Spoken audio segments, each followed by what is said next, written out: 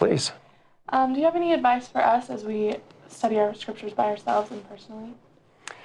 My advice would be find a pattern and a system for reading and marking and remembering that works for you.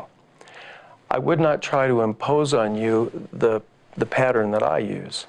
What I do as I read and mark my scriptures, I've developed over many, many years.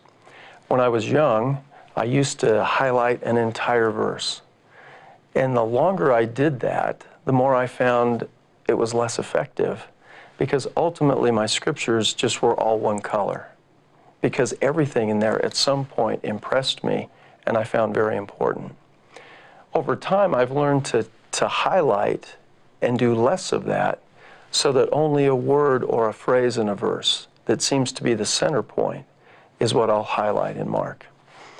And in the last number of years, I've developed a little thing with Post-it notes. This is not an advertisement. But what I do is there are little reminders that I like to put into my scriptures.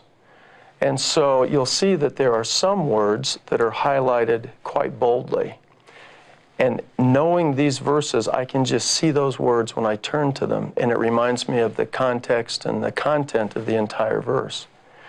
You'll see that I have arrows linking things on this page over to this page, and I have these little Post-it notes with other scriptures or thoughts that I want to be sure to remember.